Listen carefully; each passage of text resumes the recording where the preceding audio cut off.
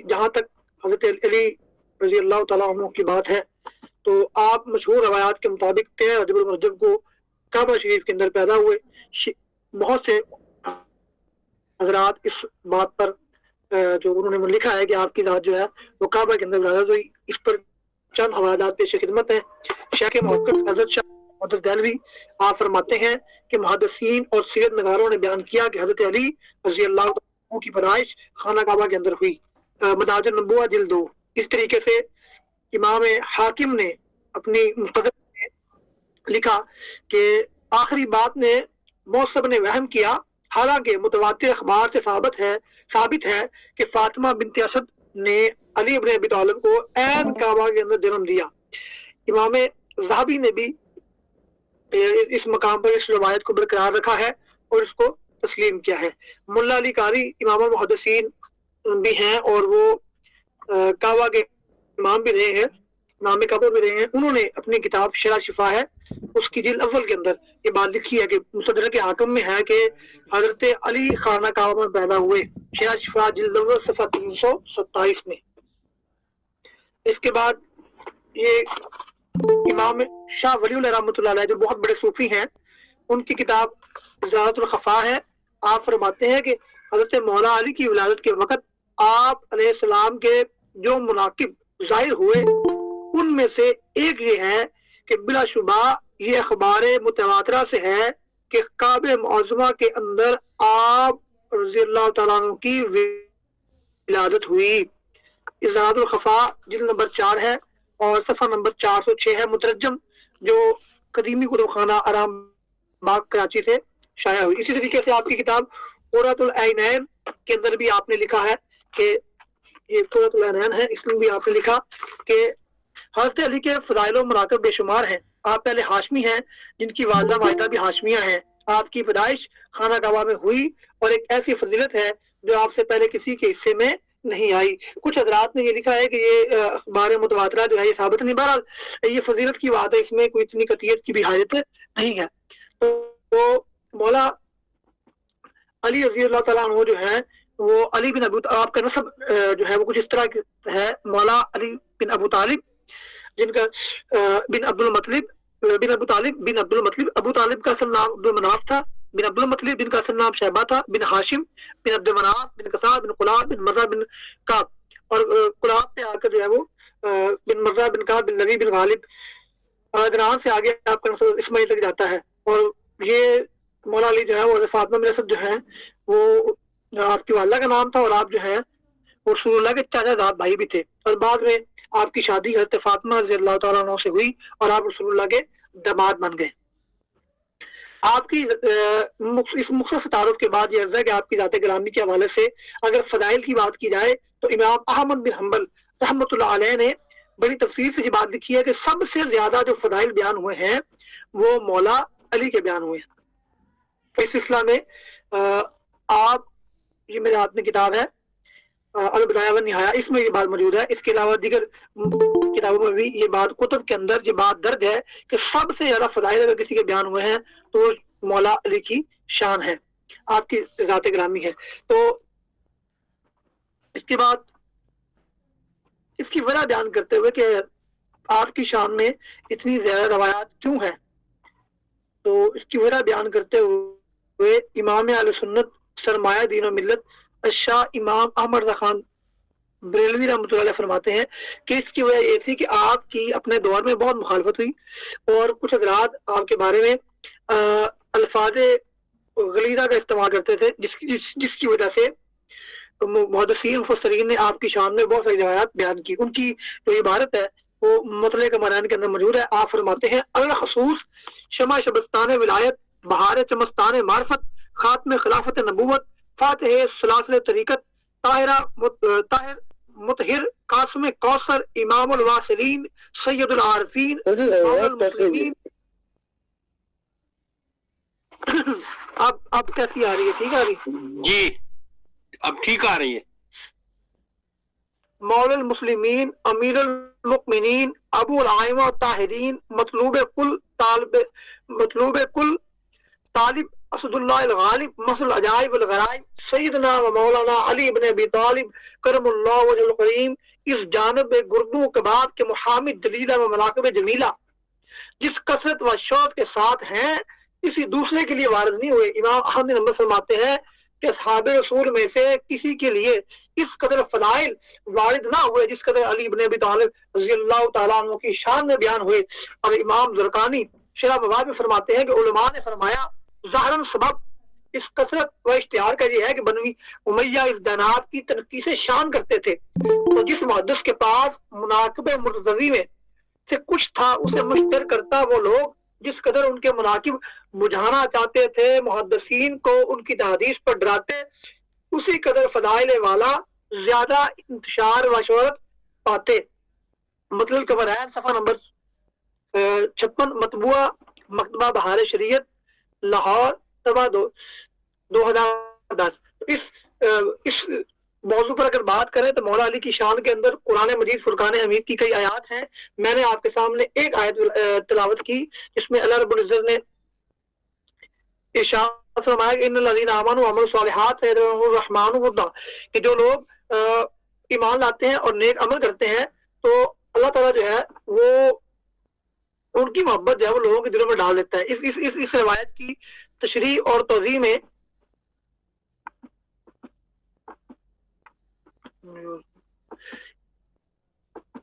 محدثین اہل سنت نے متعدد تفاسیر کے اندر یہ لکھا ہے کہ یہ آیت حضرت علی کی شان میں نازل ہوئی۔ میرے ہاتھ میں یہ تفسیر سال بھی ہے، اس میں لکھا ہوا ہے کہ یہ جو آیت مبارکہ ہے یہ مولا علی رضی اللہ تعالیٰ عنہ کی شان مبارک میں نازل ہوئی۔ اس طریقے سے اور بہت سی آیات ہیں جو آپ کی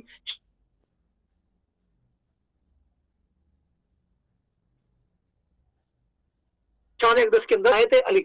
حضور صلی اللہ علیہ وسلم نے خطبہ ہجرت الوداع سے کے بعد واپسی پر آپ نے اپنے آخری حج کے بعد غدیر کے مقام پہ خم کے مقام پر خطبہ غدیر جو ہے وہ ارشاد فرمایا، اس میں آپ صلی اللہ علیہ وسلم نے ولایت مولا علی کا اعلان فرمایا۔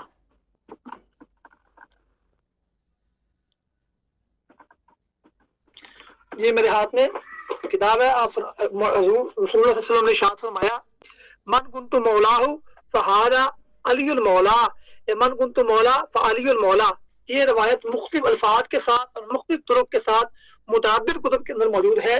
اس کے اوپر تفصیلی بحث قبلہ شیخ الاسلام علامہ ڈاکٹر پروفیسر طاہر القادری صاحب نے اپنی کتاب الکفایہ فی حدیث الولایہ کے اندر کی ہے، جس کا ترجمہ حدیث ولایت کا تحقیقی جائزہ کے نام سے موجود ہے۔ ڈاکٹر صاحب نے بڑی تفصیل کے ساتھ اس کے تمام طرق کے اوپر بحث کی ہے، ان کا تذکرہ کیا ہے اور ان کی حوالہ تخریج کی ہے۔ کچھ علماء نے اس روایت کے خلاف بھی لکھا ہے اور اس روایت کا بظاہر انکار بھی کیا ہے، جن میں سر فہرست شیخ الاسلام حافظ ابن تیمیہ ہے۔ انہوں نے منہاج السنہ میں لکھا ہے کہ یہ منہاج السنہ ہے، فرماتے ہیں کہ رسول اللہ کا قول من کنت مولا فعلی المولا صحیح حدیثوں میں شامل نہیں ہے۔ اسی طریقے سے اور بہت سے علماء ہیں جنہوں نے اس روایت کا بظاہر انکار کیا، لیکن دوسری جانب بہت سے ایسے لوگ ہیں جو اس روایت کو درست سمجھتے ہیں۔ علامہ ذہبی علیہ الرحمہ نے تذکرۃ الحفاظ جلد نمبر 10 کے اندر نیز حاکم کے ترجمہ میں خطیب بغدادی کے نظریہ کی تردید کرتے ہوئے لکھا کہ یہ جو حدیث ہے یہ جید ہے اور اس کے اوپر بہت سارے طرق ہیں اور اس پر میں نے ایک مستقل رسالہ لکھا ہے۔ یہ تذکرۃ الحفاظ جلد 1 صفحہ 10 میں بھی یہ بات ہے، اور یہ تذکرۃ الحفاظ ہے اور اس کی جلد 3 ہے، اور صفحہ نمبر 231 پر بھی حضرت امام ذہبی نے یہی بات کی ہے۔ یہ روایت جو ہے یہ جید ہے اور اس کے بہت سارے طرق بھی ہیں اور میں نے اس پر ایک مستقل رسالہ بھی لکھا ہے۔ یہ دوسری کتاب میرے پاس السوائق المور کا ہے، لکھنے والے علامہ ابن حجر مکی الحاتمی ہیں۔ آپ رحمۃ اللہ فرماتے ہیں کہ بے شک یہ حدیث جو ہے انا حدیث صحیح ہے، اس میں شک نہیں ہے، اور اس حدیث کے بہت سے طرق ہیں اور اس کی بہت سی سندیں صحیح یا حسن درجہ کی ہیں۔ اس کے علاوہ یہ حافظ نور الدین حاتمی نے مجمع الزوائد کے اندر فرماتے ہیں بہت بڑی روایت یہ مجموعہ روایت کے اندر بہت ساری روایت حضرت حافظ نورالدین حاتمی نے نقل کی ہے اور مختلف طرق اس کے بیان کی ہے. تقریباً 6 صفحات تک صفحہ نمبر 103 سے لے کر صفحہ نمبر 109 تک جو ہے بہت ساری روایات ہیں اور ان میں سے کچھ پر آپ نے صحت کا حکم بھی لگایا ہے. اسی طریقے سے علامہ علوسی نے آج جو ہے یا رسول کی تحت لکھا ہے کہ نسائی اس کو جید نسائی وغیرہ نے روایت کیا کہ جس کی اسناد کمی ہے وہ جید کوی رجال و ثقات اور اس کے جو رجال ہے وہ ثقہ ہے. بردابی کے حوالے سے لکھا ہے کہ یہ حدیث زیاد ابن ارقم سے پایا صحت کو پہنچی اور علامہ نبی فرماتے ہیں کہ یہ متواتر ہے اور یقین کیا جاتا ہے کہ یہ رسول اللہ صلی اللہ علیہ وسلم کے الفاظ ہیں. ایسے ہی حافظ ابن کثیر نے بھی اس روایت کو صحیح قرار دیا البدایہ والنہایہ جلد نمبر 7 صفحہ 343 پر. اور اسی طریقے اور اسی البدایہ والنہایہ یہ پڑھی تو یہ البدایہ والنہایہ کی جلد 5 میں صفحہ نمبر 208 سے لے کر 214 تک بھی اس روایت کے اوپر بہت تفصیلی بحث ہے. اس کی بہت سی اسناد کو حافظ ابن کثیر نے نقل کیا اور حافظ ابن کثیر نے ان اسناد کو ذکر کر کے ان کی صحت پر بھی جو ہے بہت ساری حدیثوں کی صحت کو بھی بیان کیا. اس طریقے سے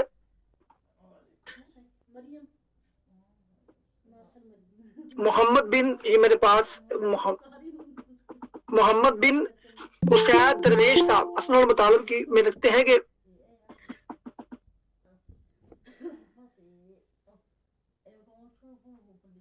احمد اور دیگر کتب نے بیان کیا اور یہ اس میں بہت ساری روایت ٹھیک ہے. علامہ الرونی نے بھی اس کی روایات کو متواتر مشہور قرار دیا اور اس کی صحت پر بات کی. کشف الخفا جلد نمبر 2 اور یہ صفحہ نمبر غالباً ہے یہ 247 ہے. ملا علی قاری نے آپ رحمۃ اللہ علیہ فرماتے ہیں کہ اس حدیث کے صحیح ہونے میں کوئی شک نہیں بلکہ بعض حافظان حدیث نے اس کو متواترات میں شمار کیا ہے. اسی طریقے سے اشعلمات ہے اشعلمات ہے شیخ عبدالحق محدث دہلوی رحمۃ اللہ علیہ فرماتے ہیں کہ یہ حدیث صحیح است بے شک روایت کردہ. فرماتے ہیں کہ یہ جو حدیث ہے یہ بالکل صحیح ہے اور اس کو جو روایت کیا وہ بہت سارے صحابہ نے اس کو بیان کیا ہے اور اس کی بہت ساری سرائن ہیں اور جو صحیح ہیں اور حسن تک پہنچی ہوئی ہیں حسان. تو ان مختصر سی بحث سے یہ واضح ہو گیا کہ حدیث ولایت یہ بالکل صحیح ہے اور علماء کی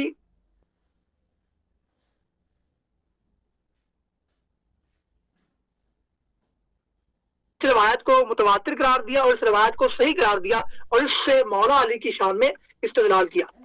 اس کے معنی میں کچھ حضرات میں اختلاف پایا جاتا ہے کہ لفظ مولا سے کیا مراد ہے.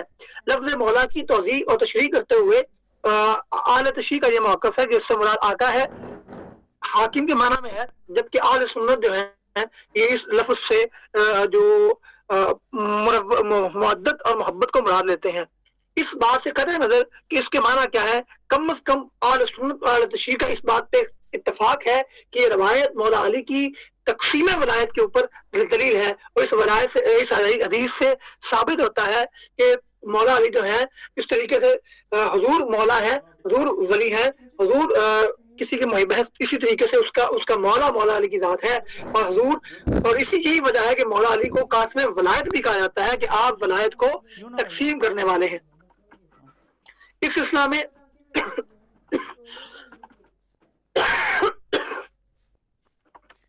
امام نسائی نے خصائص امیر المومنین ان کی مشہور تصنیف ہے کہ صفحہ نمبر 87 پر اس حدیث کو درج کیا ہے اور اس میں قاسم ولایت کے اوپر آپ سے استدلال کیا ہے.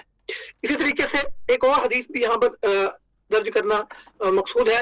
حضور صلی اللہ علیہ وسلم نے فرمایا کہ میں علم کا باب ہوں علی اس کا دروازہ ہے. ایسے ہی فرمایا کہ میں علم کا باب ہوں اور علی جو ہے وہ دار الحکمہ علی جو ہے میں دار الحکمہ اور علی اس کا جو ہے وہ دروازہ ہے. اسی طریقے سے ایک اور حدیث ہے حضرت ابو سعید خدری سے کہ عبداللہ بن عباس فرماتے ہیں کہ رسول اللہ نے فرمایا کہ لوگوں میں 5 علم کے 5 جو تقسیم ہوئے اس میں حضرت علی کو 4 ملے اور 5ویں حصے میں بھی حضرت علی شریک ہے اور وہ ان میں سے عالم ہے. یہ حضرت علی کی شان ہے عظمت ہے رفت ہے.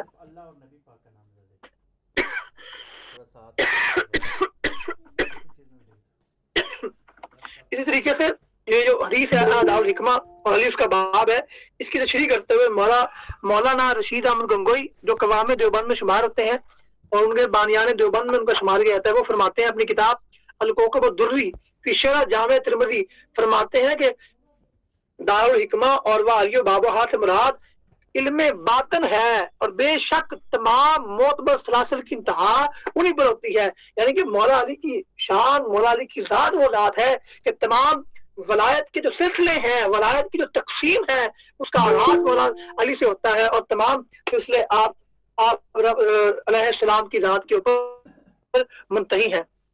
اسی طریقے سے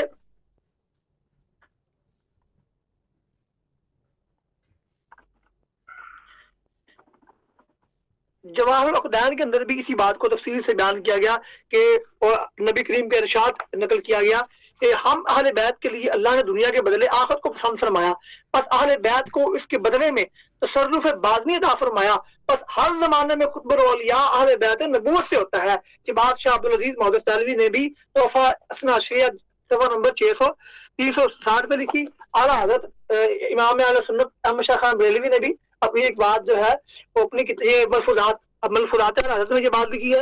اس کے علاوہ میری اگر یہ کتاب آگئی میرے پاس، اس کتاب میں بھی یہ کتاب ہے سیف المسلول، یہ لکھی ہے قاضی ثناء اللہ بانی بتی رحمۃ اللہ علیہ نے. اس کتاب میں بھی آپ نے یہی بات لکھی ہے کہ مولا علی قاسم ولایت ہے اور ولایت جو ہے جو قطب الاقطاب ہے وہ اہل بیت میں سے ہی ہوتا ہے. اور بھی کتب کے اندر اس مفہوم کی بات الجواقیس الجواہر کے اندر بھی موجود ہے. امام ربانی مجدد ثانی کی کتاب ملفوظ یہ مکتوبات ہے، آپ رحمۃ اللہ علیہ فرماتے ہیں ایک وہ راہ ہے جو قرب ولایت سے تعلق رکھتی ہے. اقطاب، اوتاد، ابدال، نجبا اور عام اولیاء اسی راہ سے واصل ہیں. سلوک اسی راہ سے عبارت ہے، بلکہ متعارف جذبہ بھی اسی میں داخل ہے اور اس راہ میں توسط ثابت ہے. اس راہ کے واصلین کے پیشوا ان کے سردار اور منبع فیض حضرت علی المرتضیٰ علیہ السلام ہیں، کیونکہ یہ عظیم الشان منصب ان سے تعلق رکھتا ہے. اس راہ میں گویا رسول اللہ کے دونوں قدم مبارک حضرت علی کے مبارک سر پر ہیں اور حضرت فاطمہ اور حضرات حسنین کریمین اس مقام میں ان کے ساتھ شریک ہیں. آپ فرماتے ہیں میں یہ سمجھتا ہوں کہ حضرت امیر یعنی مولا علی علیہ السلام اپنی جسدی پیدائش سے پہلے بھی اس مقام کے ملجا ماوا تھے، جیسا کہ آپ جسدی پیدائش کے بعد ہیں. اور جسے بھی فیض ولایت ہدایت اس راہ سے پہنچی انہی کے ذریعے پہنچی، کیونکہ وہ اس راہ کے آخری نقطہ کے نزدیک ہیں اور اس مقام کا مرکز ان سے تعلق رکھتا ہے. اور جب حضرت امیر کا دور ختم ہوا تو یہ عظیم القدر منصب بالترتیب حضرات حسنین کریمین کو سپرد ہوا اور ان کے بعد یہ منصب ائمہ اثنا عشر میں سے ہر ایک کو ترتیب وار اور تفصیل سے سپرد ہوا. ان بزرگوں کے زمانہ میں اور ان کے انتقال کے بعد جس کسی کو بھی فیض و ہدایت پہنچی ہے، اگرچہ وہ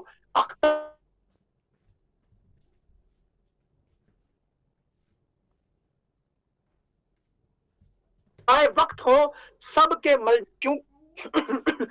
کے ملجا و ماوا یہی بزرگ ہیں، کیونکہ اطراف کو اپنے مرکز کے ساتھ الحاق کیے بغیر چارہ نہیں. مکتوبات امام ربانی مکتوب نمبر 123 اور یہ جلد نمبر 3 ہے. شاہ ولی اللہ رحمۃ اللہ علیہ یہ کتاب ہے تفہیم احمات الہیہ، اس کی جلد اول میرے ہاتھ میں ہے اور اس کا یہ صفحہ نمبر 103 ہے. آپ فرماتے ہیں اس امت مرحومہ میں ولایت کا دروازہ کھولنے والے ولین فرد حضرت مولا علی ہیں. اسی طریقے سے اسی کتاب کے یہ اپنی ایک اور کتاب ان کی ہے، یہ کتاب اللمعات ہے شاہ ولی اللہ کی، یہ صفحہ نمبر اس کا 60 ہے. آپ فرماتے ہیں حضور کی امت میں پہلا فرد جو ولایت کے باب میں جذب کا فاتح ٹھہرا اور جس نے اس بلند مقام پر قدم رکھا وہ امیر المومنین علی کرم اللہ وجہ کی ذات بابرکات ہے. اس لیے روحانیت اور ولایت کے طریقوں کے تمام سلاسل، روحانیت اور ولایت کے طریقوں کے تمام سلاسل آپ ہی کی طرف رجوع کرتے ہیں. مولانا اسماعیل دہلوی نے بھی اپنی مشہور کتاب صراط مستقیم میں اس حقیقت کو تسلیم کیا اور فرماتے ہیں کہ حضرت علی مرتضیٰ کے لیے شیخین پر ایک گونا فضیلت ثابت ہے، ایک جزوی فضیلت ہے، ایک گونا فضیلت ثابت ہے، اور وہ آپ کے فرما برداروں کا زیادہ ہونا اور مقامات ولایت بلکہ قطبیت و غوثیت ابدالیت اور انہی جیسے باقی مقامات آپ کے زمانے سے لے کر دنیا کے اختتام تک آپ ہی کی وراثت سے طے ہوئے، اور بادشاہوں کی بادشاہت اور امیروں کی امارت میں آپ کو دخل ہے کہ جو عالم ملکوت کی سیر کرنے والوں پر مخفی نہیں۔ اہل ولایت کے اکثر سلسلے بھی جناب مولانا مرتضیٰ کی طرف منسوب ہیں۔ یہ کتاب کیونکہ تصوف میں لکھی گئی ہے اس لیے ہم نے اس کا حوالہ دیا۔ اس طریقے سے عظیم صوفی امام علوسی الحنفی آپ سورۃ المائدہ کے جو آیات ہیں ان کے آیت نمبر 55 سے لے کر آیت 60 تک، یہ روح المعانی میرے ہاتھ میں، میرے بعد جو ایڈیشن ہے اس کا یہ ہے مکتبہ رشیدیہ کوئٹہ لاہور سے شائع شدہ ہے۔ اس میں ان آیات کی تفسیر کرتے ہوئے حضرت علوسی فرماتے ہیں، میں صرف خلاصہ عرض کرتا ہوں، آپ فرماتے ہیں انما ولیکم اللہ ورسولہ، یہ آیت اکثر محدثین کے نزدیک مولا علی کے حق میں نازل ہوئی۔ صوفیہ کرام کی کثیر تعداد فرماتی ہے کہ اس آیت میں حضرت علی کی رسول اللہ کے بعد خلافت بلا فصل کی طرف اشارہ ہے، مگر یہ خلافت باطنی ہے جو ارشاد روحانی مدد تربیت کی صورت میں ہوتی ہے۔ خلافت ظاہری مراد نہیں، اس سے مراد حدود قائم کرنا، لشکر تیار کرنا، اسلام کی حفاظت کے لیے کوشش کرنا، جہاد سیفی و سنانی کے لیے تیار کرنا ہے۔ آگے انہوں نے اختلافی بات کی ہے، پھر آگے فرماتے ہیں اور خلافت باطنی کے ذریعے اسلام کے باطنی نظام کی حفاظت کی جاتی ہے، اور یہ مقام ہر زمانے کا قطب الافطاب کو حاصل ہوتا ہے۔ کبھی خلافت ظاہری و باطنی دونوں کسی ہستی کے لیے ثابت ہوتی ہیں، جیسے حضرت علی اپنے زمانے میں ظاہری اور باطنی دونوں خلافتوں کے وارث تھے، امام مہدی بھی دونوں خلافتوں کا فائز ہوں گے۔ اسی طرح اشارہ کرتے ہوئے حضور نے فرمایا کہ میں اور علی ایک نور سے پیدا کیے گئے ہیں، اور یہ باطنی خلافت حضرت علی میں سب سے بڑھ کر پائی جاتی ہے۔ اس وجہ سے طریقت کے سلسلے آپ پر ہی ختم ہوتے ہیں، سوائے ہمارے سلسلہ عالیہ نقشبندیہ کے، یہ سلسلہ حضرت ابوبکر صدیق تک پہنچتا ہے۔ اس کے باوجود کہ یہ سلسلہ بھی لوٹ کر مولا علی کی طرف آتا ہے، اس تقسیم سے احادیث مبارکہ میں تطبیق پیدا ہو جاتی ہے، جن احادیث سے آگے خلفاء کی خلافت میں بات کرتے ہوئے جنہوں نے بات کی ہے۔ بہرحال علامہ علوسی نے بڑی تفصیل سے حضرت مولا علی علیہ السلام کی ولایت کے اور آپ کے قاسم ولایت ہونے پر جو ہے وہ اشارہ کیا، اور بڑی تفصیل سے اس پر لکھ دیا۔ اب میں ایک اور عظیم صوفی جو احمد رضا خان بریلوی ہیں، وہ بڑے عظیم صوفی ہیں، اس پر میرا مقالہ موجود ہے، اور غالباً کتاب بھی ہے کہ احمد رضا خان بریلوی ایک عظیم صوفی، تو وہ کیا فرماتے ہیں، یہ ان کی کتاب مطلب کا بیان ہے۔ آپ فرماتے ہیں تکمیل و ارشاد باطنی کا سہرا اسی نوشائے بزم عرفان، کیونکہ کچھ لوگ آپ کے حوالے عجیب طریقے سے پیش کرتے ہیں، تو ہم اعلیٰ حضرت عظیم البرکت کا حوالہ آپ کی ذات میں آپ کی خدمت میں رکھ رہے ہیں۔ فرماتے ہیں کہ تکمیل و ارشاد باطنی کا سہرا اسی نوشائے بزم عرفان کے سر ٹھہرا، غوث قطب ابدال اور تاج اسی سرکار کے محتاج، اور طالبان وصل الہی کو اسی بارگاہ کی جبی سائی معراج، سلامی جس کے در کا ہر ولی ہے، علی ہے ہاں علی ہے ہاں علی ہے، اللہ تبارک و تعالیٰ کی نیابت عامہ اور خلافت تامہ حضور سید مسلمین کو حاصل دین و دنیا میں اسے جو ملتا ہے ان کی بارگاہ عرش اجتباء سے ملتا ہے۔ حضور ارشاد فرماتے ہیں او تئی تو مفاتیح الارض، کہ مجھے زمین کی کنجیاں دی گئیں، او تئی تو مفاتیح کل شیء، اور مجھے ہر چیز کی کنجیاں عطا فرما دی گئی۔ اللہ فرماتے ہیں کہ نبی خزانہ رات ہیں، ان کے توسط سے عالم کے سب کام کا نفاذ ہوتا ہے، جو چاہتے ہیں وہی ہوتا ہے، عالم میں کوئی ان کے ارادہ ہو مشیت کا پھیرنے والا نہیں، کہ خود میرے امام نے فرمایا کہ وہ زبان جس کو سب ان کی کنجی کہیں، ان کی نافذ حکومت پہ لاکھوں سلام۔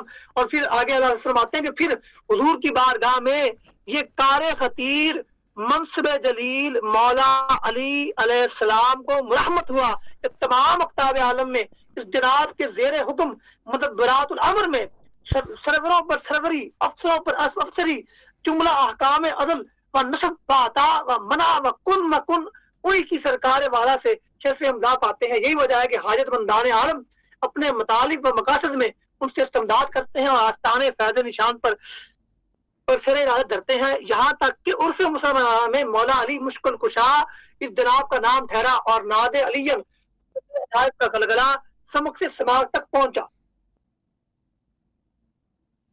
यहाँ अर्ज है कि इस्तेमदाद से रूहानी इस्तेमदाद मुराद है, और ये क्योंकि अकीदा जो है वो कतई नहीं है, बल्कि इसको सूफिया ने अपने मुशाहदे की बयान किया। फिर वो उम्मत की जमहूर उम्मत इसको बयान भी करती है। इस पर तफसील के लिए शिफा सिकाम जो अल्लामा इब्न तैमिया के मुतल्लिक के जवाब में अल्लामा ताजुद्दीन सुब्की रहमतुल्लाह अलैह लिखी थी, इसको पढ़ा जाए।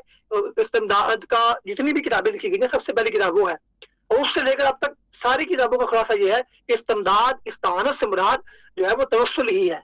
दोबारा मैंने इशारा कर दिया, मुमकिन है कि कोई इतराज करे तो मैंने पहले इतराज कर दी कि इस्तेमदाद इस्तानत से मुराद तवस्सुल है, वसीला है। अब ये नक्शबंदिया और कालजी सिलसिले के पेशवा हजरत बंदा नवाज हजरत ख्वाजा गैसुद दराज रहमतुल्लाह अलैह क्या फरमाते हैं, अल-मुतवफ़ी 825 हिजरी, वो फरमाते हैं खिलाफत की दो किस्में हैं, खिलाफत कुबरा और खिलाफत सुगरा।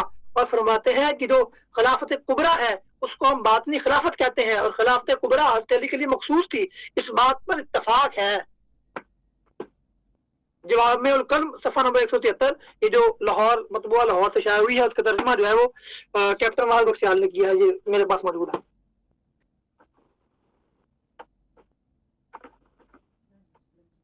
और अब मैं हुजूर पीर मीर अली शाह रहमतुल्लाह अलैह का फरमान भी आपके सामने रखता हूँ। क्या फरमाते हैं कि वाजिमुल जो ये चले मैं फिर आगे पेश करूंगा। बहरहाल मैं हवाले बहुत है, लेकिन वक्त हो गया, अपने इख्तिताम की दवा दवा है, इसलिए इख्तितामिया तौर पर ये बात करूंगा कि जो हदीस मैंने आपके सामने पेश की, इस हदीस के मुतादिद तुरक मौजूद है, और मुहद्दिसीन की एक बड़ी तादाद ने हदीस विलायत की तस्दीक की है, और फिर सूफिया हज़रात ने इस हदीस का ये मतलब बयान किया कि इसमें इसका मतलब ये बयान किया, और मौला अली की शान ये बयान की कि आप का इसमें वलायत है, और सलासल के तमाम सिलसिले मौला अली की ज़ात पर खत इख्तिताम पजीर होते हैं। मौला अली की वलायत ग्रामी है, जिसके बारे में हुजूर ने फरमाया कि मैं इल्म का मदीनतुल इल्म हूँ और अली उसके बाब हैं, दरवाजे हैं। यानी इसकी तशरीह और तौज़ीह करते हुए मुहद्दिसीन ने और मुफस्सिरीन ने ये बात की कि मौला अली को बाप क्यों फरमाया गया, क्योंकि इस तरह की रवायात और इल्म की तारीफें हुजूर ने दीगर सहाबा की भी की है ना, तो वो भी इल्म का फैज़ देते हैं। लेकिन मौला अली की शान क्या है? मौला अली की शान ये है कि सबसे ज्यादा जिसने इल्म नबी को तकसीम किया, और सबसे ज्यादा जिससे इल्म नबी का फैज़ उम्मत हासिल करेगी, वो ज़ात गिरामी मौला अली की ज़ात है। और इस तशरीह में, इस तौज़ीह में किसी को भी कोई इख्तिलाफ नहीं है।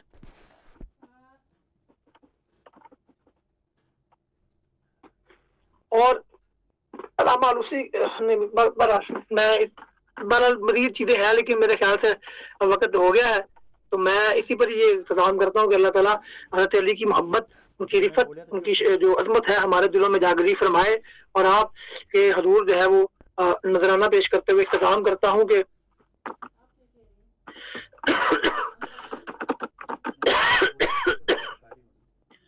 पीर नसीर रहमतुल्लाह अलैह ने जो आपकी शान में जो लिखा है, मैं उसके दो कुछ करता हूँ कि मंजर फिजाए शहर में सारा अली का है, इस सिमत देखता हूँ नजारा अली का है, मरहब दो नीम है सरे खैबर पड़ा हुआ, मरहब दो नीम है सरे खैबर पड़ा हुआ, उठने का अब नहीं कि ये मारा अली का है।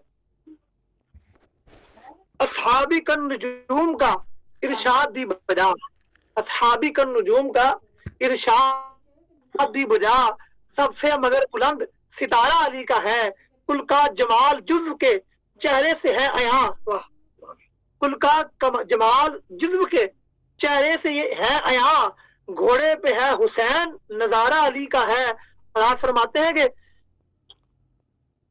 अहले हवस की लुकमाए तर पर रही नजर, अहले हवस की लुकमाए तर पर रही नजर, नाने जवी पे सिर्फ गुजारा अली का है, तुम दखल दे रहे हो अकीदत के बाब में, तुम दखल दे रहे हो अकीदत के बाब में, देखो ये मामला हमारा अली का है, देखो ये मामला हमारा अली का है। अर्ज़ पाक तुझको मुबारक के तेरे पास, अर्ज़ पाक तुझको मुबारक के तेरे पास, परचम नबी का चांद सितारा अली का है, और आसार पढ़ के मैं दिए दौड़ा के यूं लगा, जैसे ज़हूर वो भी दोबारा अली का है। तो क्या है और क्या है کہ تو کیا ہے اور کیا ہے تیرے علم کی بساط، تو کیا ہے اور کیا ہے تیرے علم کی بساط، تجھ پر کرم نصیر یہ سارا علی کو ہے، فما علینا الا البلاغ المبین۔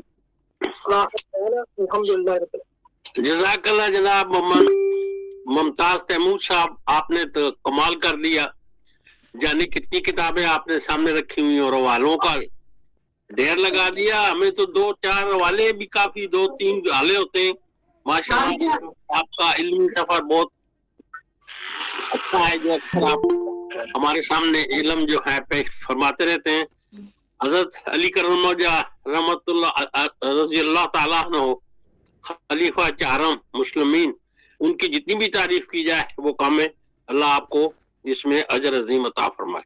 اب ہم پروگرام کے اگلے حصے کی طرف سوالات تبصروں کی طرف بڑھتے ہیں۔ اس پروگرام کے منتظم جناب محترم ڈاکٹر یاسر الستی الخیری صاحب نے گفتگو فرمانی ہے۔ جی ڈاکٹر صاحب۔ جی بہت شکریہ میر صاحب وقت دینے کے لیے، اور میں شکریہ ادا کرتا ہوں ممتاز تیمور صاحب کا کہ انہوں نے جس طرح آپ نے فرمایا کہ دلائل سے مزین اور کتابوں کے جو ریفرنس ہیں ان کی برمار سے یہ مقالہ بڑے خوبصورت انداز کے ساتھ پیش کیا۔ تو طالب علمانہ طور پہ ایک دو سوال پوچھنا چاہوں گا، اور اس سے پہلے کیونکہ بعض اوقات وہ کسی کا ہوتا ہے تھوڑی سی، تو میں یہ بات واضح کرنا چاہتا ہوں کہ حضرت علی کرم اللہ وجہہ الکریم کے ساتھ محبت عقیدت، یا بلکہ میں اکثر یا علی مدد کا نعرہ بھی کبھی کبھی اپنی تنہائی میں یا اس انداز کے ساتھ لگا لیتا ہوں توسل کے حوالے سے۔ تو لیکن سوال پوچھنا اور علمی طور پہ میں یہ سمجھتا ہوں ایک دینیات کا طالب علم ہونے کے ناطے کہ پوچھنے سے اور بات چیت کرنے سے بات آگے بڑھتی ہے، کیونکہ عقیدت کا جو آلہ ہوتا ہے اس کو ادب کے ساتھ تحقیق سے مزین کرنا ضروری ہے، خاص کر کے 21ویں صدی میں جب ہم آگے جا رہے ہیں۔ تو سوال میرا یہ ہے کہ کیا کعبے میں حضرت علی کرم اللہ وجہ الکریم کی جو ولادت ہے یہ کعبے کی فضیلت ہے یا حضرت علی کی فضیلت ہے؟ اور دوسری بات یہ ہے کہ انہوں نے تذکرہ کیا حضرت بندہ گیسو دراز رحمۃ اللہ علیہ کا، کہ انہوں نے ولایت کبریٰ کا تذکرہ کیا۔ تو ولایت کی جو اعلیٰ ترین مثال ہے، کیونکہ حضور علیہ الصلوۃ والسلام کی حدیث کی روشنی میں مومن کی جو معراج ہے وہ نماز ہے، اور روحانیت کی اعلیٰ ترین جو کیفیت ہے وہ معراج مصطفیٰ صلی اللہ علیہ وآلہ وسلم ہے۔ تو حضور علیہ الصلوۃ والسلام نے اپنی حیاتی میں جو مسلح امامت ہے، کیونکہ نماز ظاہر اور باطن کا حسین ترین امتزاج ہے، تو وہاں پہ حضور علیہ الصلوۃ والسلام نے حضرت ابو بکر صدیق رضی اللہ تعالیٰ عنہ کو کھڑا فرمایا، اور پھر ساتھ ہی اس کے ساتھ متصل تھوڑا ہو جائے گا، لیکن سوال یہ بھی ہے کہ کیا ولایت کا تذکرہ ہوا تو صدیقیت کا جو مقام ہے یہ تصوف میں ولایت سے اوپر آتا ہے، یا اس کی تھوڑی سی اس سارے سوال کو سمیٹتے ہوئے جواب ارشاد فرما دیں؟ بہت شکریہ جی۔ جی جناب محمد ممتاز تیمور صاحب۔ اچھا، میں مختصر عرض کرتا ہوں کہ کشف المحجوب میں حضرت داتا کشف بگند بخش دیوبندی نے لکھا ہے، مجھے پھر بڑی بات یاد آ گئی ہے۔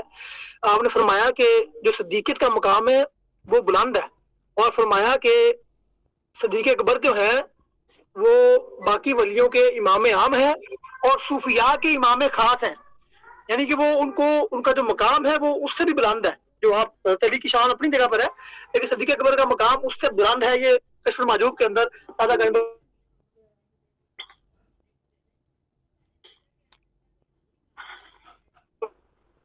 اب جو دوسری بات آپ نے غالباً دوسرا سوال کیا تھا، میں سکپ کر گیا جی، کہ کعبے کے اندر ولادت حضرت علی یہ کعبے کی فضیلت اس کے بعد ایک اور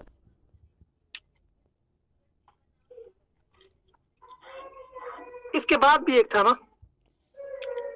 جی، اس کے بعد یہ تھا کہ روحانی امامت کے لیے جو نماز ہے یہ ظاہر اور باطنی اس کا امتزاج ہے، اور اس کے لیے حضور علیہ الصلوۃ والسلام نے جناب صدیق اکبر رضی اللہ تعالیٰ عنہ کو اپنی زندگی میں اچھا، میں نے نا اس لیے وہ قبلہ امام ربانی کا حوالہ بھی دیا تھا، اور یہ سارے حوالے ہیں۔ اس میں یہ ہے کہ جو خلافت کبریٰ کا مقام ہے اس پر انہوں نے تشریح یہی کی ہے کہ وہ حضرت علی کے زمانے کے ساتھ خاص ہے، اور آپ کو یعنی کہ اپنے زمانے میں وہ مقام حاصل تھا، اور پھر اس کے بعد ائمہ اہل بیت کے اندر وہ مقام آیا ہے۔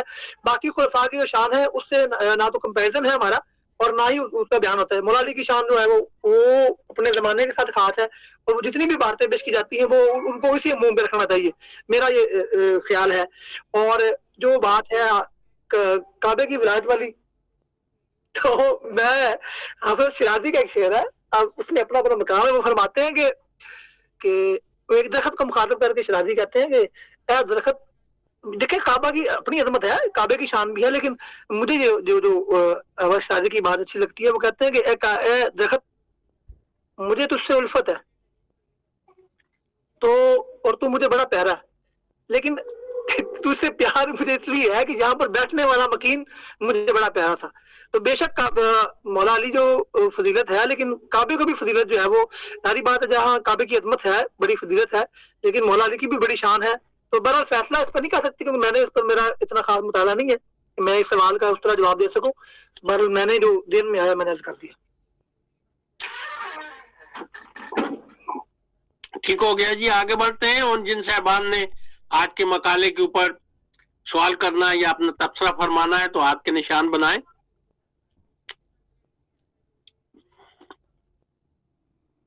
اگر ہاتھ کے نشان صاحبان نہیں بنا رہے تو لسٹ کے مطابق چلوں میں. جی فرید الدین مسعود برانی صاحب, جناب محترم گفتگو فرمائیے.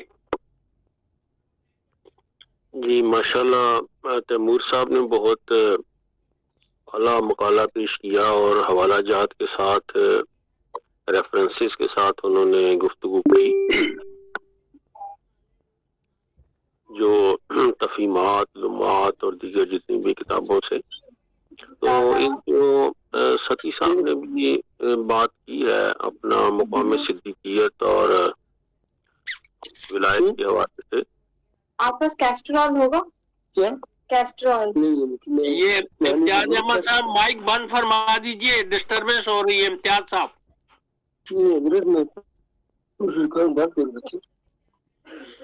امتیاز صاحب مائک بند فرما لیجئے تاکہ آگے بڑھیں ہم. جی فرید الدین مسعود برانی صاحب جاری رکھیں. جی تو اس میں جو مجدد الفسانی ہیں انہوں نے اپنی مکتوبات شریف میں لکھا, اور یہ ہمارے ادھر ایک مجددی بزرگ ہیں, انہوں نے ہی چند دن پہلے یہ جو مکتوب ہے وہ پڑھ کر سنایا. اس میں یہ جو کافی بحث ہوتی ہے کہ قومی صدیقیت جو ہے وہ آیا وہ بلند ہے یا مقام ولایت علی کیا ہے. اور پھر ایک جیسا پیر نصیر صاحب کی جو منقبت پڑی کہ منظر فضائے دہر میں سارا علی کا ہے. کچھ لوگ جو اولیاء کرام جو جس طرح فنا فی اللہ فنا فی رسول ہوتے ہیں, اسی طریقے سے وہ فنا فی علی بھی ہو جاتے ہیں اور وہ علی علی کرتے رہتے ہیں, جذب ہو جاتے ہیں مولا علی کی ذات مبارک میں.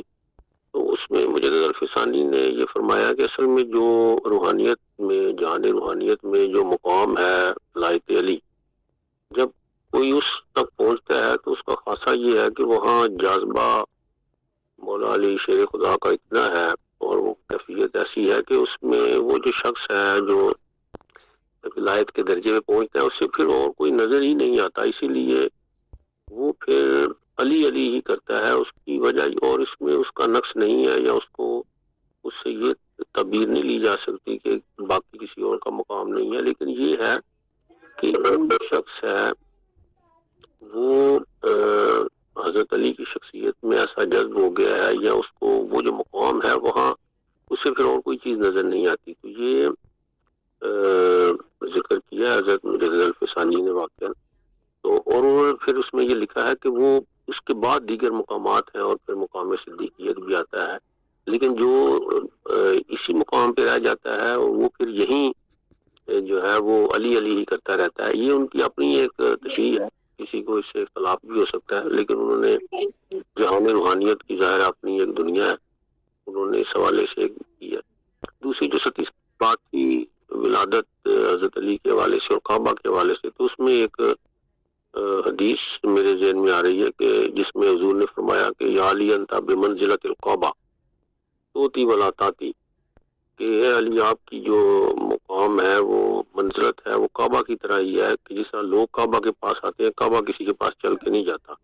تو آپ کا بھی جو مقام ہے آپ نے کہیں نہیں جانا, لوگ ہی آپ کے پاس آئیں گے. تو واقعا دیکھیں کہ حضرت علی بھی جو خلافتیں ہیں, حکومتیں ہیں, وہ چل کر ہی آئی ہیں. انہوں نے خود کبھی اس کا تقاضا یا مطالبہ نہیں کیا کہ پوری امت جب کوئی چوائس نہیں رہ گئی تو انہوں نے کہا جی حضرت آپ آئیں، تو اس وقت اسے قبول کیا. دوبارہ یہ واقعاً جو امام احمد بن حنبل نے فرمایا کہ جو حضرت علی کے فضائل ہیں وہ اس وجہ سے ہے کہ اس کے حوالے سے بہت سی جو تحفظات اور مخالفت کی گئی شدت سے، اور تیمور صاحب کا جو آج کا مقالہ تھا ماشاءاللہ بہت سی اس میں باتیں تھیں اور چیزیں تھیں ہمارے سیکھنے کے لیے. تو اللہ کریم سے ہے کہ ہمیں صحیح معنوں میں ان شخصیات کی جو معرفت ہے نصیب فرمائے.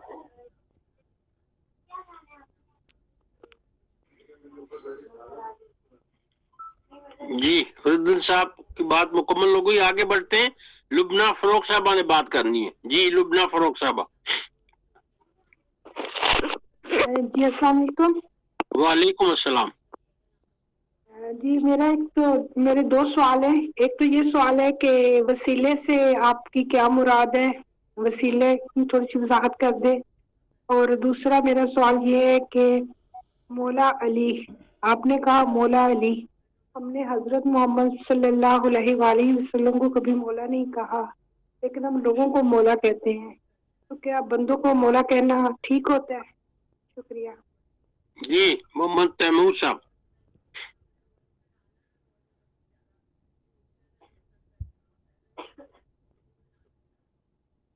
محمد ممتاز تیمور صاحب آپ سے جواب مانگا ہے سر لبنہ فروخ صاحبہ نے. اپنا مائک جی میں مائک کے بغیر ہی لب کشائی کر رہا تھا. اچھا میں سوال پہلا وسیلے کے متعلق ہے، تو وسیلے کے متعلق مختصر بات یہ عرض ہے کہ اس وسیلے سے مراد یہ ہے کہ اللہ تعالیٰ کی بارگاہ میں کسی بھی نیک شخص کا وسیلہ پیش کیا جائے اور یہ کہا جائے کہ یا اللہ اپنے اس بندے کے وسیلے سے میرا یہ کام کر. اور جس طریقے سے حضرت عمر نے کہا کہ ہم حضور کا وسیلہ لیتے تھے، پھر عباس کا وسیلہ دیا، تو اس طرح حدیث نبویہ کے اندر بھی یہ بات موجود ہے، قرآن میں بھی ہے. اور یا الذین آمنوا اتقوا اللہ وابتغوا الیہ الوسیلہ. اور ممکن ہے کچھ لوگ کہتے ہیں یہاں وسیلے سے مراد اعمال کا وسیلہ ہے. بے شک اعمال کا وسیلہ بھی ہے، لیکن صاحب تفسیر روح المعانی نے بھی اور بہت سے مفسرین نے یہ بات لکھی ہے کہ یہاں ذات کا وسیلہ بھی مراد ہے، اور بہت ساری حدیث بھی اس پر موجود ہے. مولا کی بات ہے تو مولا کا لفظ غیر نبی کے لیے، غیر خدا کے لیے بولنا جائز ہے. قرآن کی ایک آیت بھی ہے کہ بلکہ میں نے تو حدیث پڑھی ہے نا، حدیث مبارکہ اور اس کی تصحیح پر بھی حوالہ دیا کہ من کنت مولا فہذا علی مولا. حضور نے فرمایا جس کا میں مولا اور اس کا علی مولا ہے. قرآن میں بھی کہا گیا ہے. اگر مجھے 1 منٹ دیں آیت یاد کرنے کے لیے تو میں کرتا ہوں ابھی کہ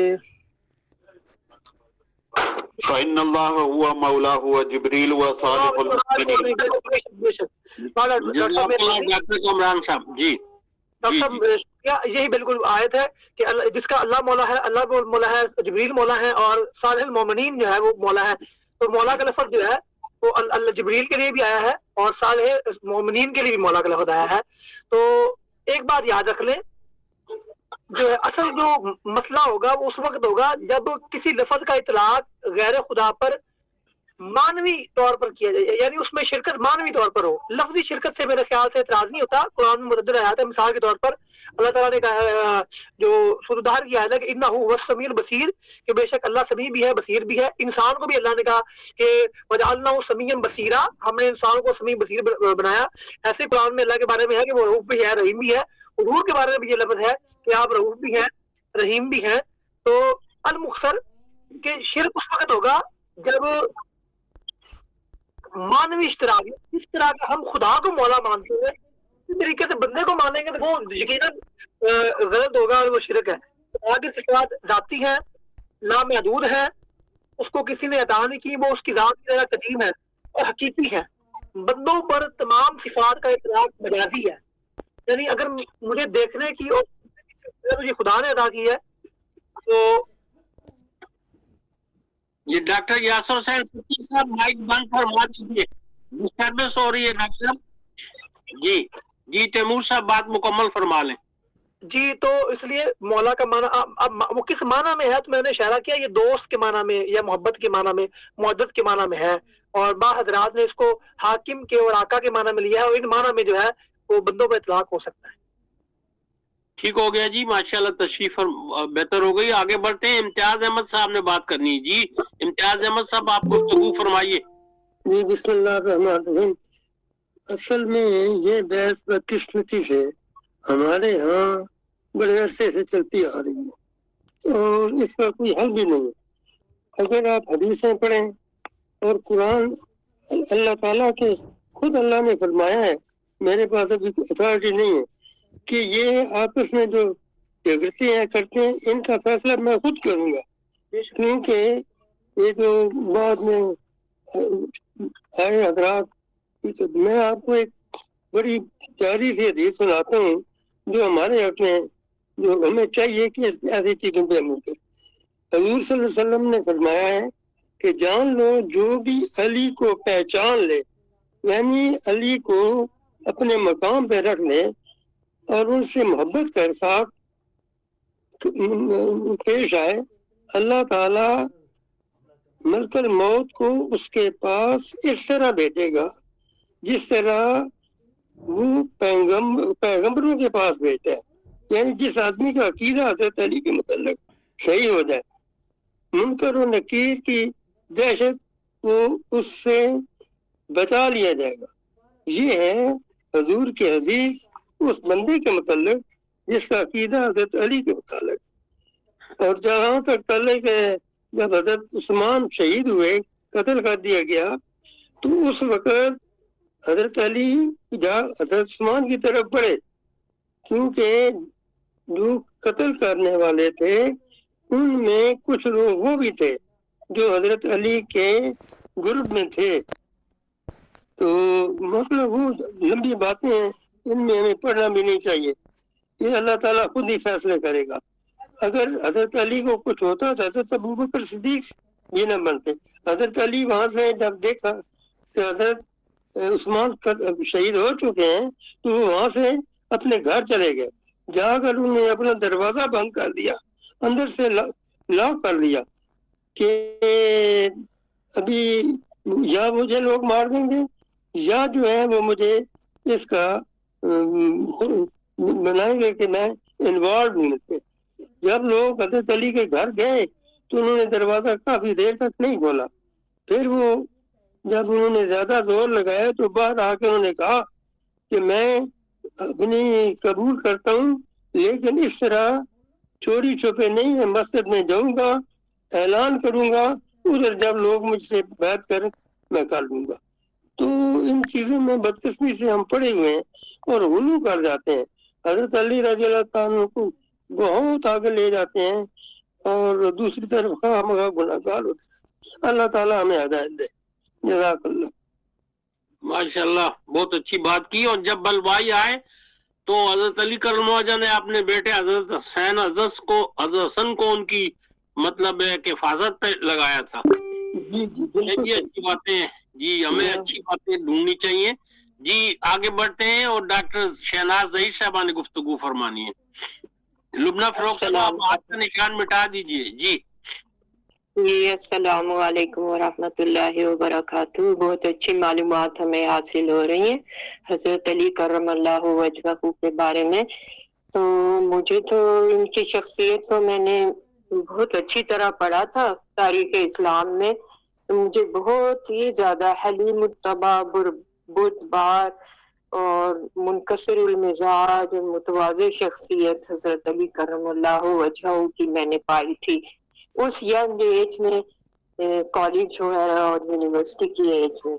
تو واقعہ تحکیم ایک ایسا واقعہ تھا جس میں میں چاہ رہی ہوں کہ آج کی یہ جو ولایت ہے حضرت علی اور صوفیہ کرام جو ہے اس کے بارے میں جو موضوع ہے، تو ان کے واقع تحکیم پہ اگر تھوڑی سی روشنی ڈال دیں تو لوگوں کو پتہ چل جائے کہ کس وجہ سے واقعہ جو ہے پیش آیا اور اس میں حضرت علی کا کردار کیا تھا اور لوگوں کا کردار کیا تھا. شکریہ. جی ممتاز تیمور صاحب. جی واقعہ تحقیق کی جہاں تک بات ہے تو اس کے متعلق مختلف قسم کی آراء ہیں. तारीख तबरी वगैरह की जो रवायात है वो अबू मुखनिफ से हैं, जिसमें ये बात है कि जब हजरत अली के बिलमुकाबिल मुआविया थे उनको शिकस्त होने लगी तो उन्होंने अमर बिन आस रज़ी अल्लाह तआला अन्हु के कहने पर नेज़ों पर कुरान को उठा लिया और फिर मौला अली ने जो है वो मैं अजी आगे वाक़या तकीम पे आ रहा हूँ ना, वो आगे इसके मसल ही है। तो फिर उसके बाद जो है वो बाद में ये बात हुई कि वाक़या तकीम होगा, एक हकम इधर से एक हकम उधर से, ऐसे मूसा बिन अशरी रहमतुल्लाह थे रज़ी अल्लाह तआला अन्हु थे इधर से और उधर से गालिब अमर बिन आस थे। ताकीम का वाक़या हुआ। बहरहाल ये वाक़या बुनियादी तौर पर मुतनाज़ है और इसकी इस पर ये भी है, मुस्नद अहमद बिन हंबल की एक रवायत भी है कि वाक़या मुआविया ने कहा कि कुरान पे फैसला कर लेते हैं, तो मौला अली ने कहा कि कुरान का हकदार मैं ही हूँ, क्योंकि हदीस में भी है ना कि जिस तरफ अली होंगे उस तरफ कुरान है, यहाँ हक जहाँ पर मौला अली है तो हक मौला अली की तरफ होगा।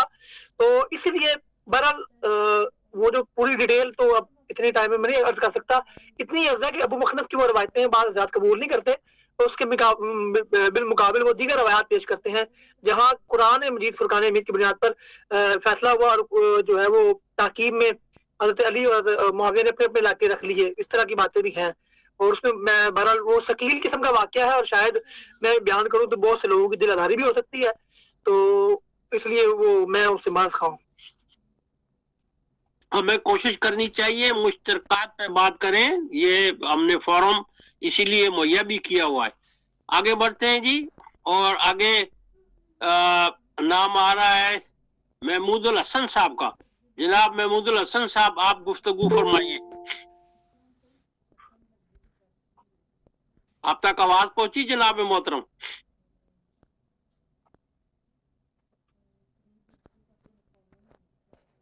शायद उन तक आवाज नहीं पहुंची। आगे नाम आ रहा है डॉक्टर सुबिया अखलाक साहबा का। जी डॉक्टर साहब, आप गुफ्तगू रखें। जी बिस्मिल्लाहिर्रहमानिर्रहीम, अस्सलाम वालेकुम वरहमतुल्लाहि वबरकातुहू। बहुत अच्छा मकाला साहिब मकाला ने। सबसे बड़ी खूबी ये थी कि उन्होंने हवालों के साथ ये तमाम फजीलतें अल्हम्दुलिल्लाह हम सब जानते हैं मौला अली की, और लेकिन उन्होंने मुस्तनद हवालों के साथ पेश किया जिससे किसी के दिल में कोई शक व शुबा ना रह जाए। और बहुत खूबसूरत मकाला था, और ख़ासतौर से विलायत के हवाले से कि जो आज विलायत इंसानों में जो हमारे औलिया अल्लाह जो बड़े सगीर में भी हैं और जिनके बहुत सारे जिनके हाथ पे लाखों लोगों ने इस्लाम कबूल किया, ये विलायत जो है ये विलायत गदीर ही का तोहफा है।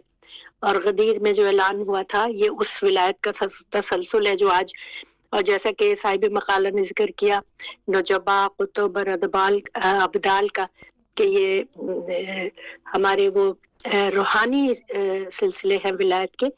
तो बड़ा मालूमाती मकाला था और बहुत कुछ सीखने को मिला, और अल्हम्दुलिल्लाह ये फोरम इस हवाले से बहुत मुबारक है कि यहाँ हमें इस किस्म की मालूमात मिलती हैं। जी आपकी समातों का शुक्रिया।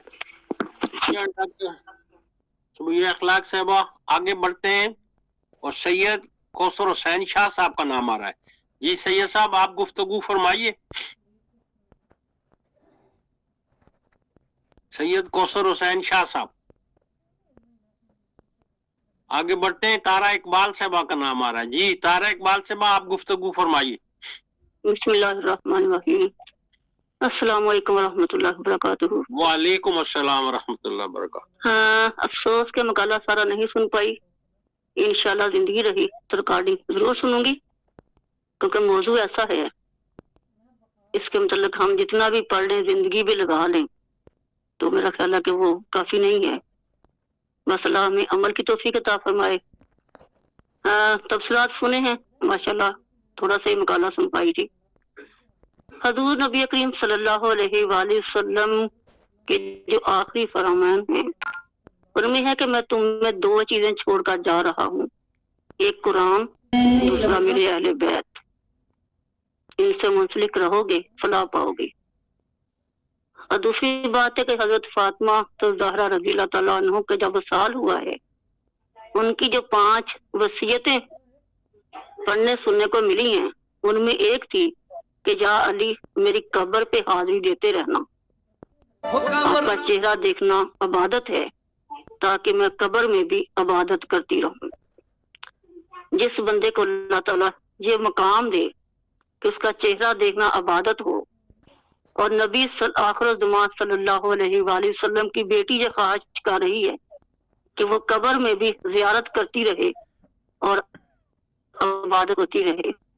اس کی شان ہم کہاں بیان کر سکتے ہیں. یہ تو اللہ رب العزت کی مہربانی ہے کہ اس نے ہمیں اجازت دے رکھی ہے. اللہ تعالیٰ ہمیں انسانوں کو پہچاننے کی اور جو ان کی تعلیمات ہیں دین اسلام کی، انسانیت کی، اس پہ عمل کی توفیق عطا فرمائے. آمین. شکریہ طارق اقبال صاحبہ. اب ہم آگے بڑھتے ہیں اور ہمارے پروگراموں کے قلم کارواں شعبہ علم و ادب جماعت اسلامی اسلام آباد کے صدر نشین ڈاکٹر ساجد خاقانی صاحب سے میں درخواست کر رہا ہوں کہ وہ اپنا ان پٹ دیں. بہت شکریہ جی، بہت شاندار مقالہ تھا اس پہ سابق، اور ڈاکٹر صاحبہ کی صبیہ اخلاق صاحبہ کی میں تائید کرتا ہوں کہ مستند حوالوں کے ساتھ تھا. 3-4 باتیں بس میں مختصراً عرض کرتا ہوں کیونکہ وقت ختم ہو رہا ہے. کہ مسلمانوں میں ایک ظاہری شریعت ہے، ایک باطنی شریعت ہے. باطنی شریعت کو ہم دل کی، قلب کی صفائی اور تصوف کے نام سے، یا ذکر و فکر کے نام سے، یا معرفت اور طریقت کے نام سے جانتے ہیں. اور ظاہری شریعت جو ہے وہ قوانین ہیں جو حدود اللہ ہیں، اور معاشرت اور معیشت کے اصول و ضوابط ہیں جو اسلام نے دیے. تو بار بار وضاحت کرتی تھی لیکن اشارتاً ذکر کیا تھا فاضل مقرر نے کہ حضرت علی سے باطنی شریعت ختم ہوتی ہے. تھوڑی سی اصطلاح کا فرق ہے، ختم نہیں ہوتی، شروع ہوتی ہے. ختم تو قیامت کے نزدیک جب کبھی ہوگی. اور پہلے 3 خلفائے راشدین سے امت مسلمہ کو ظاہری شریعت ملی ہے. ساری قانون سازی، زیادہ تر قانون سازی حضرت عمر کے دور میں ہوئی، اور اس سے پہلے حضرت ابوبکر کے دور میں بھی کچھ بنیادی چیزیں طے ہوئی جن کی تفصیل کا یہ موقع نہیں ہے. حضرت عثمان کے زمانے میں بھی. جبکہ باطنی شریعت جو دل کی اور قلبی شریعت ہے وہ حضرت علی کے توسل سے ملی امت کو. اور یہ ظاہر ہے بڑی کلیئر سی بات، ڈومینیشن جو ہے، مرتری جو ہے وہ ہمیشہ باطنی شریعت کی ہوتی ہے، دل کی ہوتی ہے، دل کی صفائی کی ہوتی ہے. دوسری بات جہاں مولا کی آئی، ہم اس اصطلاح کو نون الف نا جمع کا صیغہ لگا کر بڑی کثرت سے استعمال کرتے ہیں.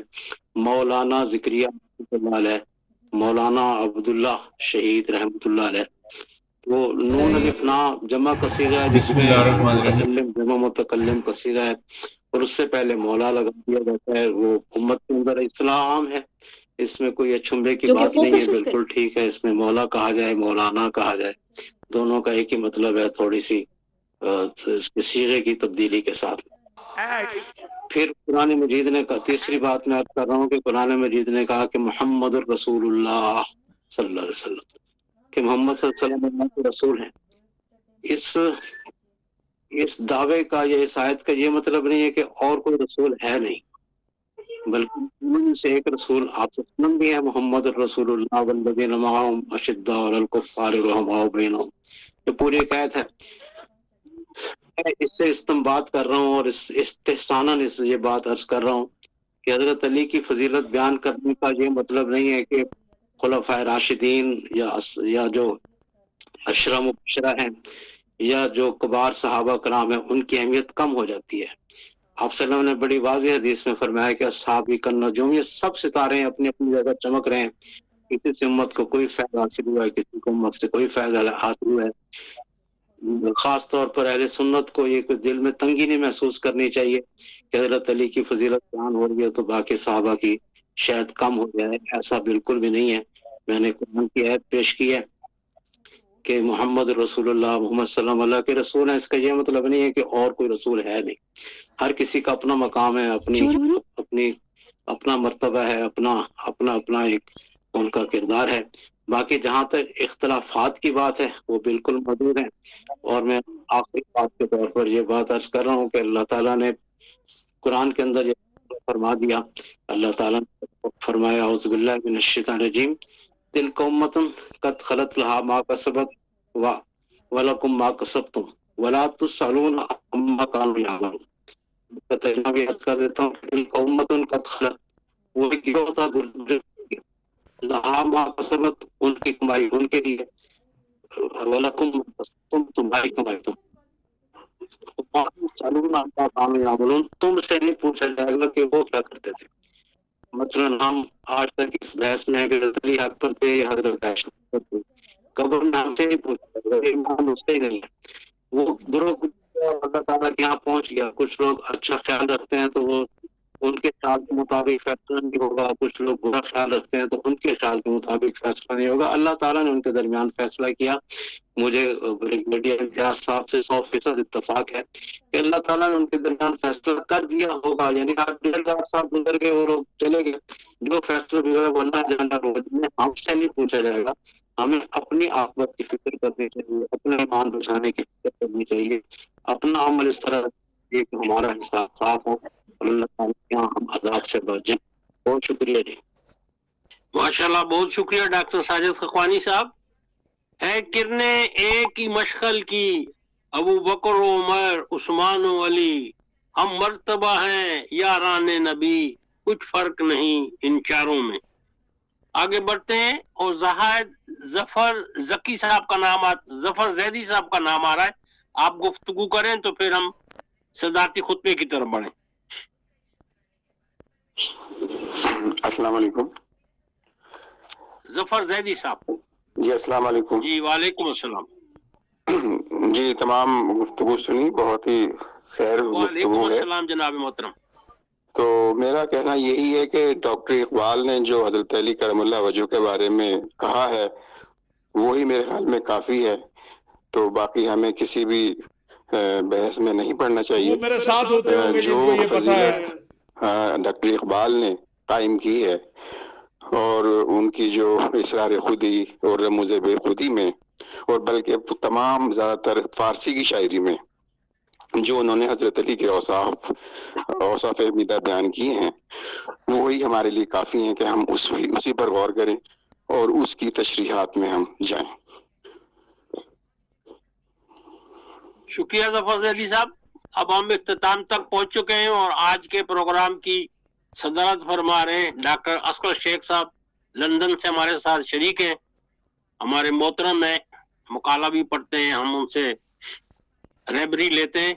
मैं उनसे दरखास्त कर रहा हूँ वो खुदाती खुतबा अता फरमा दे। जनाब मोहतरम डॉक्टर कामरान असगर शेख साहब। जी बिस्मिल्लाहिर्रहमानिर्रहीम। आयरलैंड से डोनेगल से आपसे मुखातिब हूँ। तो हजरत अली रज़ियल्लाहु अन्हु के बारे में बात करना, ये तो सूरज को चिराग दिखाने के मुतरादिफ हैं। छोटा मुंह बड़ी बात वाली बात हो जाती है। तो बहुत बड़ी शख्सियत है, हम तो उनके जूते की खाक के बराबर भी नहीं हो सकते। बहरहाल ये कि यहाँ तक खिलाफत का मामला था तो हजरत अबू बकर रज़ियल्लाहु ताला अन्हु, हजरत उमर रज़ियल्लाहु अन्हु, हजरत उस्मान रज़ियल्लाहु अन्हु, ये जाहिर है कि आप की उम्र भी ज्यादा थी और आपकी सीनियरिटी भी ज्यादा थी और उसी वजह से फिर आपको ज्यादा हुजूर सल्लल्लाहु अलैहि वसल्लम की खिदमत का मौका भी मिला और इसी वजह से फिर उनको पहले खिलाफत मिली और उसके बाद हजरत अली रज़ियल्लाहु ताला अन्हु कर्रमल्लाहु वजहुल करीम को मिली। और इसमें भी कोई शक नहीं कि बातनी सिलसिलों के जो इमाम हैं वो हजरत अली रज़ियल्लाहु अन्हु हैं। ताहम नक्शबंदी जो सिलसिला है उसके इमाम हजरत अबू बकर सिद्दीक रज़ियल्लाहु अन्हु को कहा जाता है। हजरत अली रज़ियल्लाहु अन्हु की अगर हम देखें, एक तरफ बहुत जिसको हैदर कर्रार कहते हैं कि बहुत ही बहादुर, इंतहाई बहादुर शख्सियत के मरहब के मुकाबले में आए और किस तरह से उसका सर उड़ाया और किस तरह से वो खैबर को फतह किया गया। आगे फिर हम आ जाते हैं वसीला। तो वसीले की जो है वो जनाब जो मुकर्रिर फाजिल मुकर्रिर थे उन्होंने बहुत अच्छी वो एक बता दिया कि वसीले से क्या मुराद ली जाती है।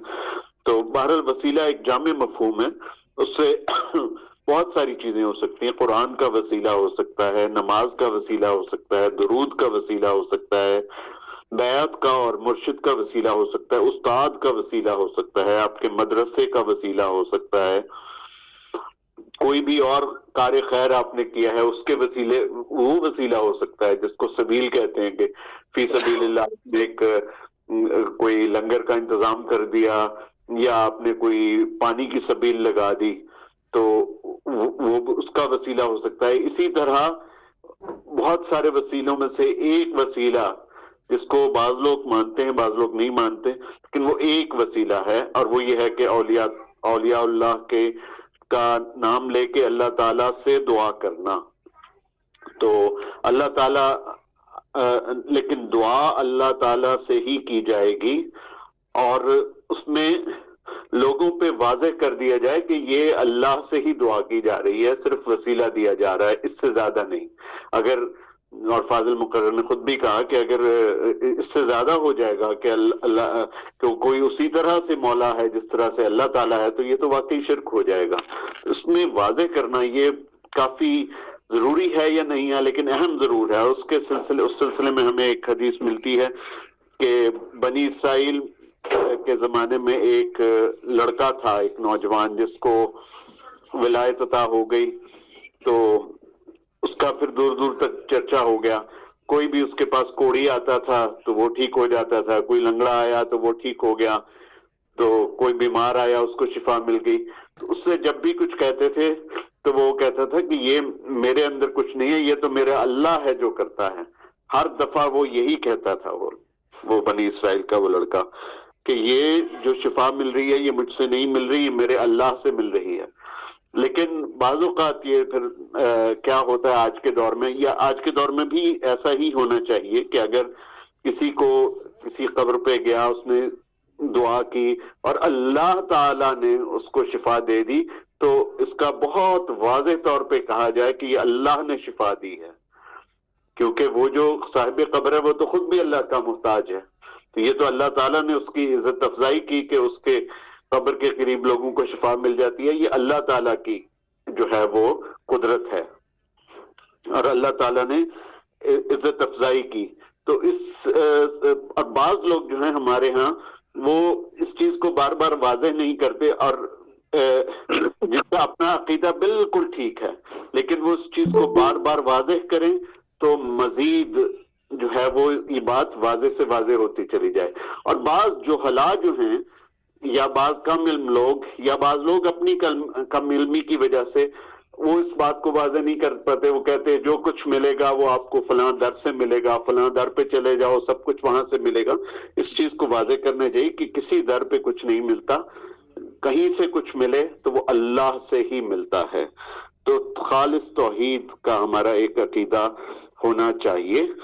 اور اس کے بعد یہ خوارج کی بات کر لیتے ہیں کہ حضرت علی رضی اللہ تعالیٰ عنہ نے جو ہے، ویسے تو کفار کا جہاں تک بات آئی تو جب بھی ایک یعنی کہ ایک حکمت کے مطابق تھا جہاد، اور حضور صلی اللہ علیہ وآلہ وسلم نے جہاد فرمایا، اور مدنی دور میں زیادہ ہوا جہاد، مکی دور میں کچھ تھوڑا سا حکمت نہیں تھی اس وقت کہ اس وقت کھل کے جہاد کیا جائے، تو حضرت علی رضی اللہ تعالیٰ عنہ اس میں پیش رہے۔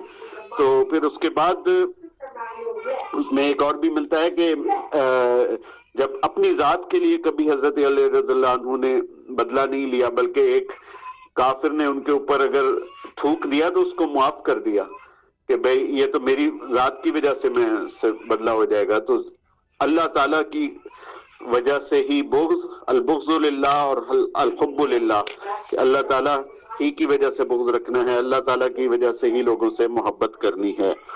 اس کے بعد آ جاتے ہیں خوارج کی طرف۔ تو ہماری جو افواج ہیں ان پہ کچھ لوگوں نے اعتراض کیا کہ خوارج سے بات چیت کیوں کرتے ہیں، اور کی گئی 2014 میں 2010 میں وقتاً فوقتاً ان کو بہت موقع دیا گیا، اور دیا بھی جانا چاہیے تھا۔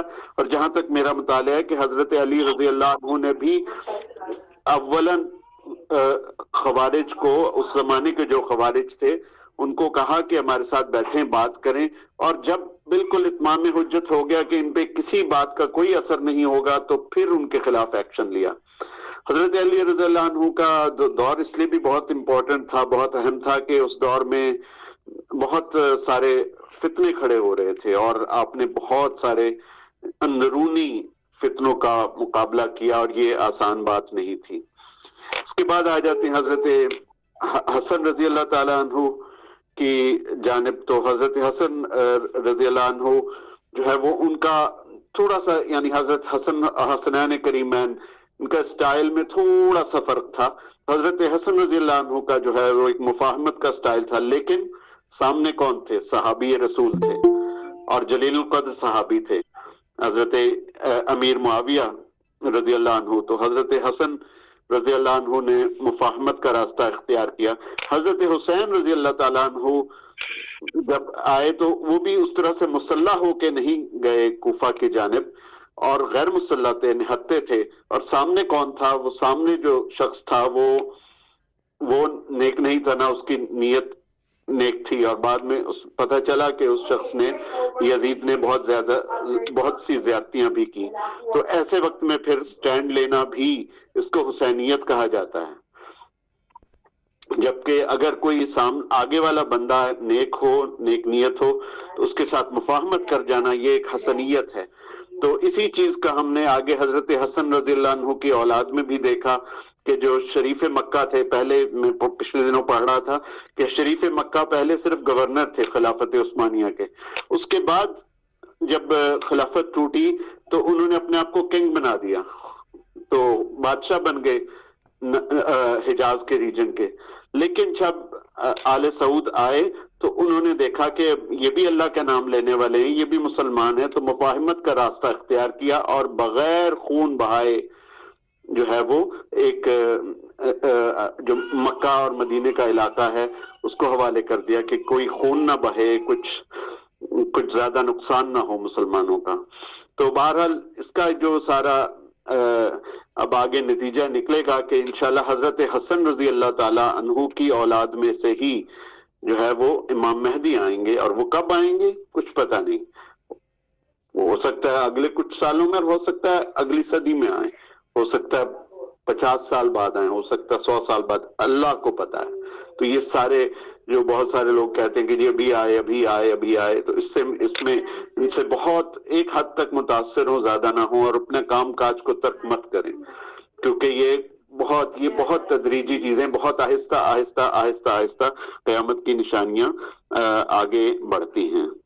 تو انہی تمام جو ہے وہ ملفوظات کے ساتھ میں آپ سے اجازت چاہتا ہوں۔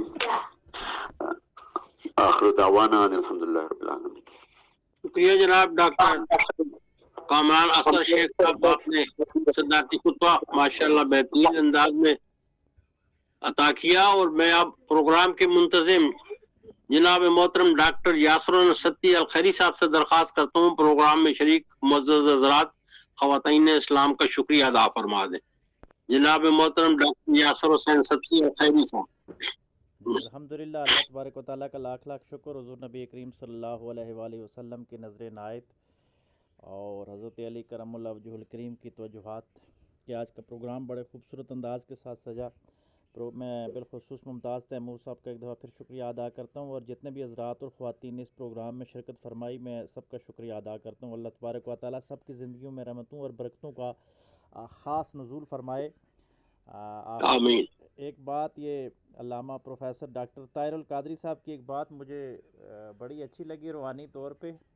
وہ کہتے ہیں کہ حضرت علی کرم اللہ وجہ الکریم کی ولادت کعبے میں ہوئی تو میں اس پہ سوچتا رہا تخیل میں کہ کعبے کے اندر ولادت کی کیا حکمت ہے۔ اپنے اپنے انداز ہے سب نے لکھا، تو ڈاکٹر طاہر القادری صاحب کہتے ہیں کہ میرا ایمان وجدان اس طرف گیا، کیونکہ ان کی جو نکاح ہونا تھا، ان کی جو دلہن تھی وہ سیدہ کائنات سیدہ فاطمہ الزہرا سلام اللہ علیہا تھی، تو اللہ تبارک و تعالیٰ کی حکمت تھی کہ دولہا اللہ کے گھر میں پیدا ہو اور دلہن مصطفیٰ کے گھر میں پیدا ہو، تو اس لیے اللہ تبارک و تعالیٰ نے حضرت علی کو کعبے میں پیدا فرما کے اپنی طرف ایک استعارہ دیا کہ اے محمد تیری جو بیٹی ہوگی اس کی جو بارات آئے گی وہ میرے گھر سے آئے گی۔ یہ روحانی استعارے کی طرف لیکن مجھے بڑا باذوق لگا اور اس کے لیے آپ کے ساتھ یہ شیئر کر رہا ہوں۔